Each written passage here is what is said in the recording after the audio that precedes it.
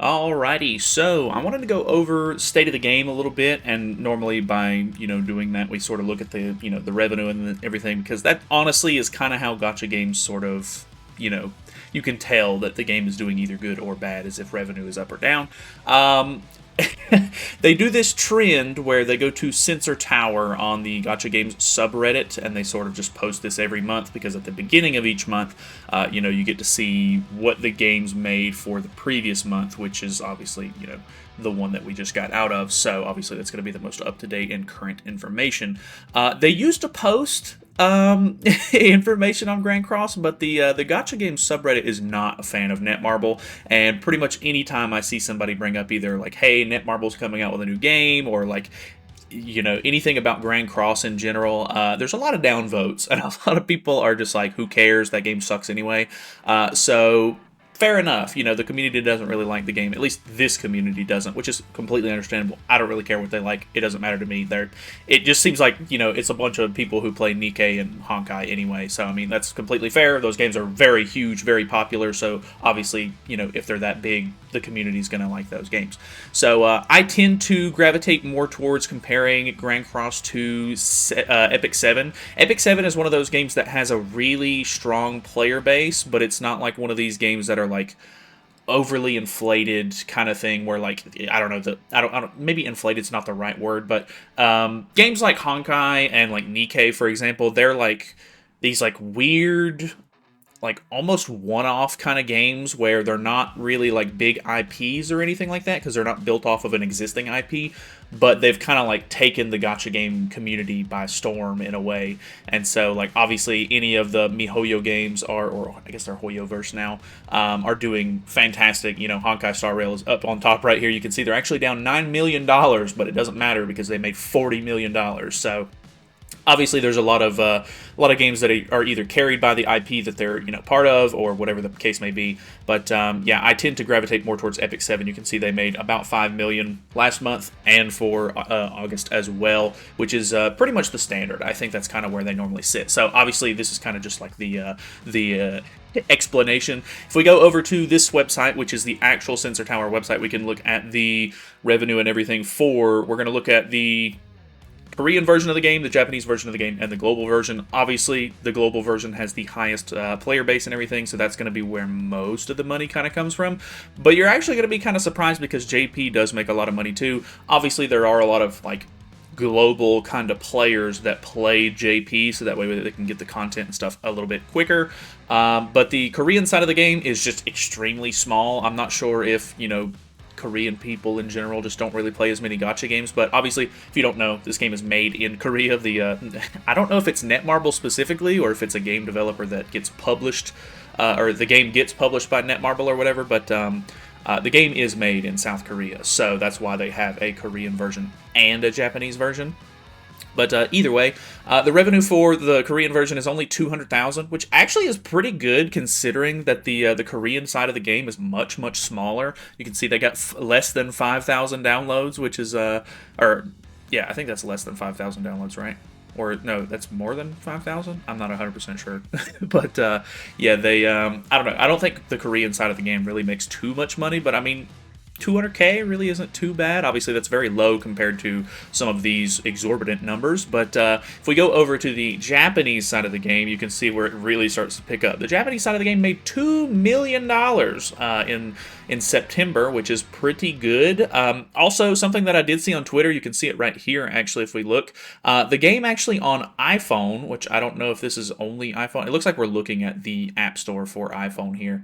But you can see that we did hit top grossing number 11. I'm not exactly sure how top grossing works, and I'm not sure if you need to hit top 10 or anything like that for it to be like an actual milestone or anything. But we did hit top grossing whenever Light Elizabeth came out, and the fact that we were able to hit number 11 during this festival and everything for the JP players, I think says a lot. I think that the community has been pretty split about this whole like Ragnarok festival, and like some people are really excited for it. Some people obviously just want to see Seven Deadly Sins characters, which is completely understandable. But the fact that the game did this well is actually pretty surprising. They made $2 million, obviously, which isn't anything too crazy. Obviously, towards the end of the month. The festival has only been out for a week.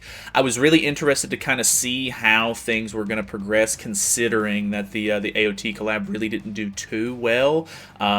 Unfortunately, it's been a little bit longer at this point. I'm not 100% sure how to work this website too well, so I would have liked to have seen the August 2023 stuff as well, but I didn't look at those, and I don't know how to do it on this website by myself, because I think you have to have a paid account to do some of the features on this website. But $2 million honestly is not too bad. If we look at the global side of the game, it only made $1 million, which is, I think this one is more telling for the AOT stuff, because obviously we're a little bit behind.